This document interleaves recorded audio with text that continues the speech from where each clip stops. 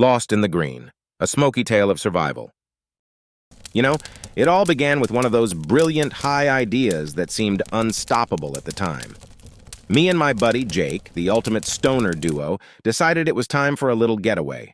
A camping trip. Nature, stars, fresh air, and most importantly, the perfect place to light up. Not just any spot, though. No, that would be too easy. We were determined to unearth the ultimate smoke spot. Something spiritual, scenic, super chill. So we packed the basics: tent, sleeping bags, enough snacks to survive an apocalypse, and our crown jewel, a fat stash of weed destined for enlightened conversations under the constellations. We were ready, or at least we thought we were. Funny thing about overconfidence is, it usually comes back around and smacks you like a poorly rolled joint. Our drive to the trailhead was pure vibes, windows down, music blasting, and a lazy grin permanently plastered on both our faces. The plan was set: hike in, spark up, disconnect from the world, and maybe, just maybe, return wiser. But looking back now, hindsight's a real jerk. We were setting ourselves up for the stupidest nightmare of our lives. We reached the camping area, greeted by towering trees swaying in the breeze like some nature documentary was about to premiere.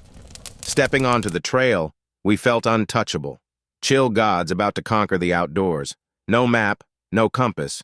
Who needs those when you've got stoner instincts, right? Spoiler, nobody. Nobody needs stoner instincts.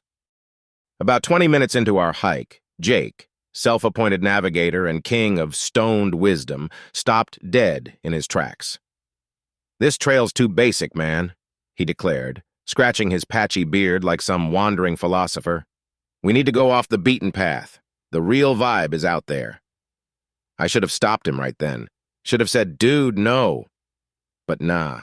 I mean, the way he said it, it kind of made sense at the time. So off we went, weaving through bushes and hopping over streams, all in search of this mythical, perfect spot. The further we wandered, the more convinced we became that paradise was just asterisk over that next hill, until suddenly, it wasn't.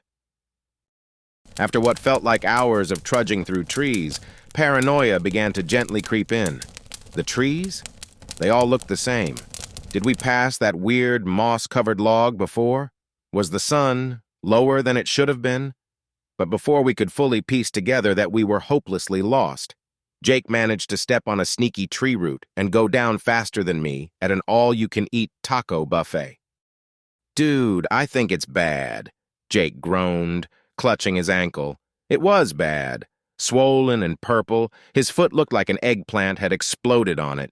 And because we were both high as hell, we dealt with the situation in the worst way possible. Panic. "Calm down," I said, even though I was spiraling. "Let me, Google how to treat a sprained ankle." Oh, wait. No signal, no GPS, no Google, just bad decisions piling up like a precarious Jenga tower. Fantastic. I dug through my backpack, yanked out a flannel, and did my best to wrap Jake's ankle. Honestly, it looked more like a burrito than a bandage, but it kept him from whining too much as I tried to get him moving again. "We just gotta find the trail. It's asterisk right there." "I bet," I lied, realizing I'd entered the age-old practice of pretending to know what I was doing. Nightfall came quicker than my last paycheck, and the creeping darkness didn't help our situation or our high. The sounds of the forest, which had been calming before, suddenly felt threatening. Every twig crack turned into a bear in my imagination. My stomach growled, and I glanced at Jake, who was limping along like a half-baked pirate. "Dude," Jake piped up, "moss grows on the north side of trees. That's how we'll know which way to go." I stared at him blankly. "Bro, you're high. Moss grows wherever it damn well pleases." We argued about moss for a solid 10 minutes because of course we did. Eventually, we gave up trying to navigate and just trudged hopelessly forward, whispering hell no every time we heard a rustling in the bushes. Jake's limp was getting worse. My patience was wearing thin, and no amount of weed could mellow out the fact that we were both sweating, starving, and thoroughly screwed. Then there it was, a rustle. Not the soft, playful rustle of a squirrel, but heavy, deliberate. My entire body froze, heart hammering like I'd just taken the world's strongest edible. "Oh my God, is that a bear?" Jake whimpered. I grabbed the nearest stick, like that would help, and whispered what I hoped wasn't my last words. "I think it's coming closer." Sure enough, from behind the trees, a figure emerged, slowly, deliberately. And man, if this story were a horror movie, you'd be clutching the edge of your seat. But when the figure finally stepped into view, well, it wasn't a bear or an axe murderer. It was just a dude. Not just any dude. A scruffy, shaggy-haired guy with a tie-dye hoodie who went by Mister Munchi. He had the kind of hazy energy that immediately screamed asterisk stoner asterisk. His face lit up like he'd bumped into old friends at a festival.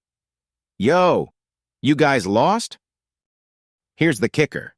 This random dude, he was apparently just like us, stoned out of his mind and wandering the forest in search of a spot to spark up.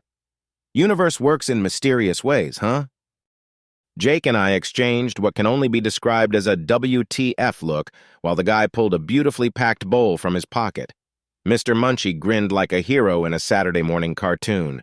"Guys, chill. I got you." In hindsight, accepting weed from a random stranger in the absolute middle of nowhere who went by the name Mister Munchi was not the smartest survival tactic. But at that moment, it hit like a warm hug. We collapsed onto the dirt, passing the bowl between us like a sacred relic.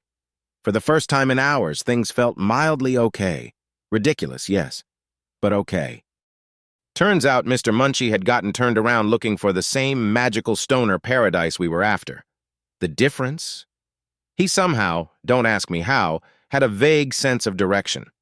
Like some sort of human GPS that only activates when he's blazed. "Follow me," Mister Munchi said with a casual confidence that, at the time, felt divine.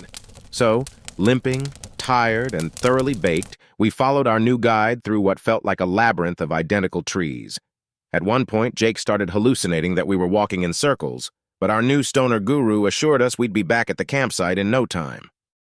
Lo and behold, about an hour later, the trees thinned like magic, and there it was, the glorious sight of our car, sitting exactly where we left it. Jake was so relieved he almost forgot his ankle was the size of a grapefruit. I wanted to cry but figured it would harsh the vibe. We thanked our savior profusely and offered him a portion of our stash as payment, but he waved it off. "Nah, man," Mister Munchi said, exhaling a smoke ring. "The forest provides," as he walked away with a smile. And just like that, he vanished back into the trees. The next morning, back at the safety of our campfire, Jake and I finally processed the absurdity of what had happened. We laughed until our ribs hurt. The moss argument, the burrito bandage, the man named Mister Munchi, it all felt like something out of a poorly written comedy, but it had happened. 3 things became very clear to me that day. Nature does not care about your glow-up smoking ambitions. If you go looking for the ultimate vibe, the forest asterisk will asterisk humble you. 2, always pack a damn map, or at least a compass, or, just asterisk stay on the damn trail. 3, if you ever happen to meet the man named Mister Munchi, be ready for the time of your life. So that's our story. 2 stoners dreaming big and almost dying medium before being saved by the chillest guy I've ever met. Do I recommend it? Absolutely not. But would I trade the memory? Not a chance. Next time, though, we're sticking to campfire vibes, because trust me, the forest isn't to be messed with. If you like this, be sure to subscribe to our page for more stories like this.